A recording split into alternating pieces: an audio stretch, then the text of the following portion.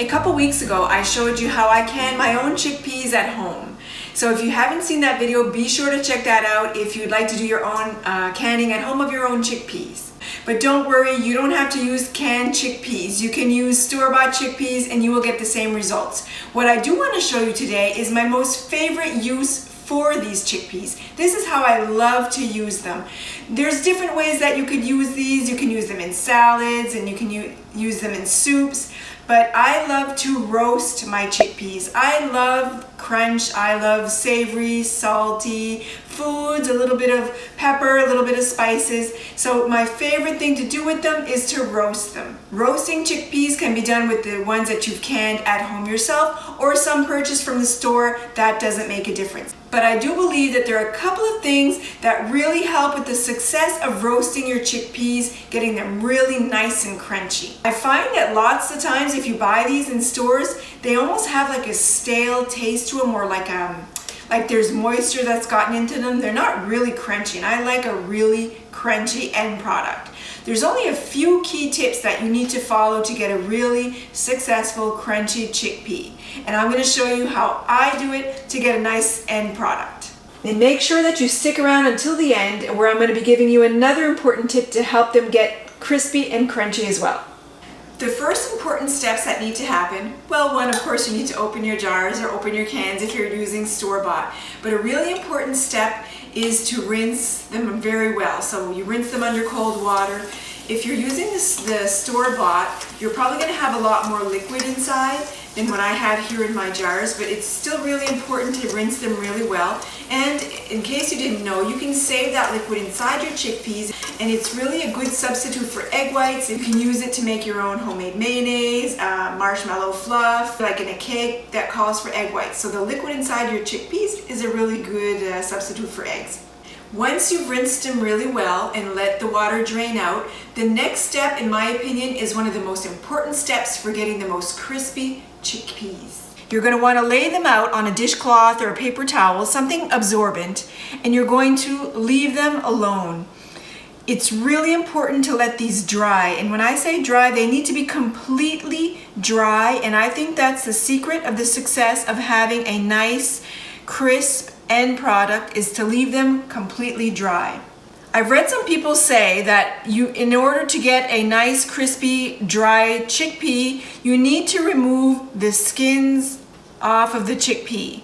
So if you've never noticed it before, there's like a little skin on top of the chickpea that comes off if you slide it off, and some come off naturally during the cooking process in the jars.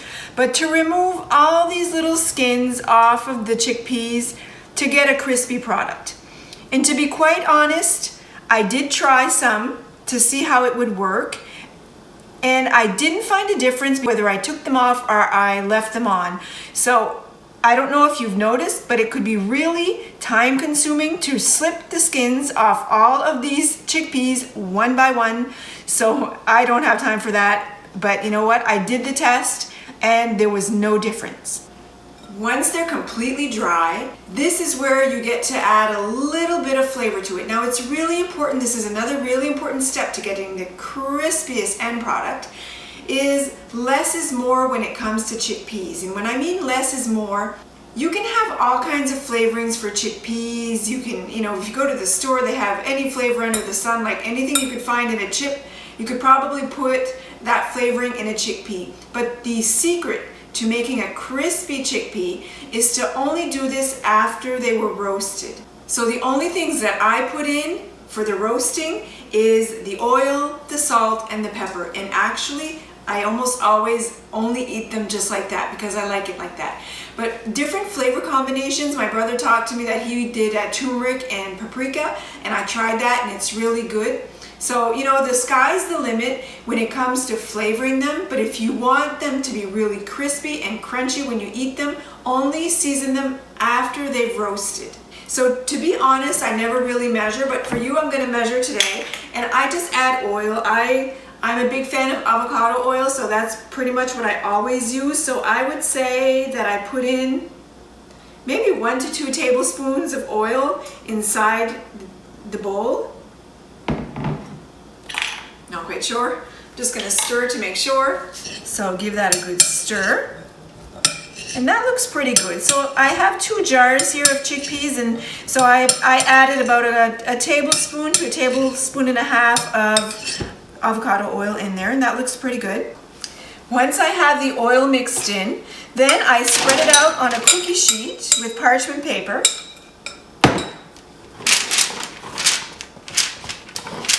Try not to have them crowded. Try to spread them out nice and even. And this is where I add my seasoning. So the only seasonings that I add for the roasting, like I said, is my salt and pepper. So this is really to taste. So you know, you just add your salt, your pepper to taste. I like a lot of pepper, so I add maybe more pepper than some would like, but it's really just however you like it more.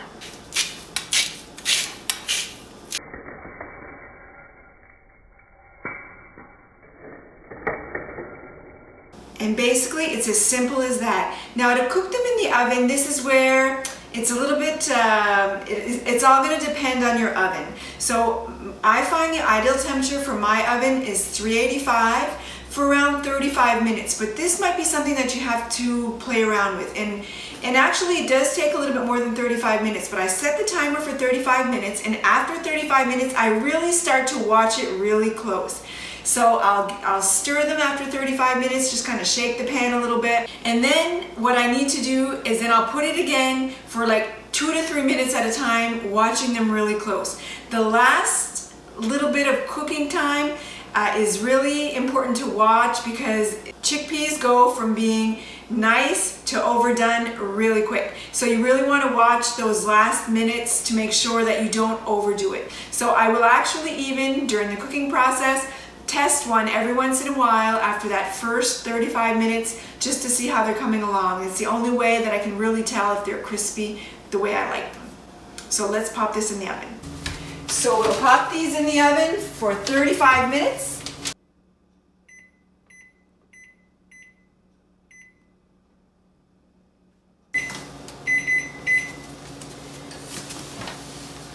All right, let's check them out and see how they're doing.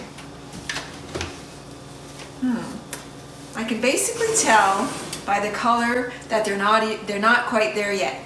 So I'm just going to give them a little bit of a shake. Not even going to taste it yet, because I know they're not where I like them. Now I'm going to pop them back in the oven and put like another 3 to 4 minutes on the timer. And this is where we have to start watching them really close.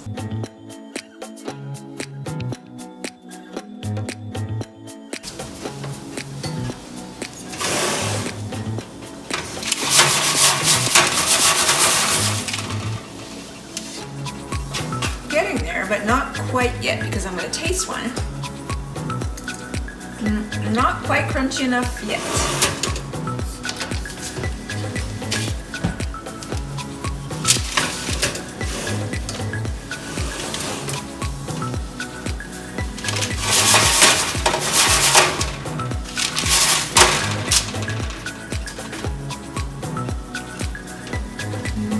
Not quite, but almost. So I think we finally made it. I think they're just about done, so let's just give them a final check to see how they're doing.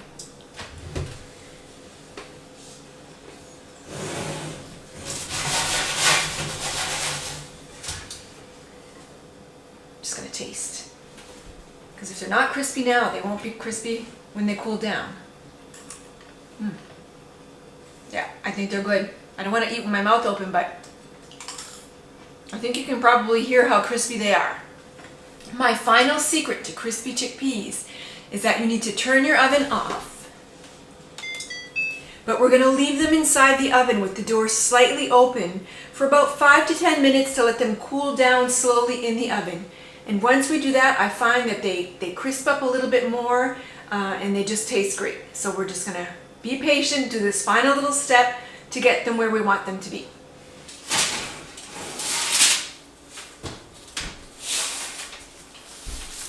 So there you have it. My secrets to getting the crispiest, crunchiest chickpeas roasted yourself at home, made exactly the way you like them. Now this is the time where you would put some seasoning on it if you want to flavor them in whichever way that you prefer, if you want to add some hot spices to it or whatnot. I think anything that you would add liquid to it is Obviously, no brainer, and going to make them a little bit soggy, but anyway, it's up to you to try.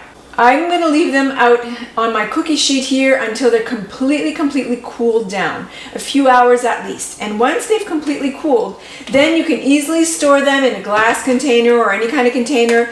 And I put a seal on top. I put a nice sealed cover on top. And I've kept them, if I can resist from eating them for any amount of time, for weeks on end, and they stay really nice and crisp. So there you go. My secrets for getting the best roasted chickpeas at home, not having to buy them store-bought. And they just come out so crispy and so tasty. Sorry for talking with food in my mouth. I hope you've enjoyed this video, and if you do, give it a big thumbs up. Make sure to like the video, and check back again soon to see what other videos I'll have coming out.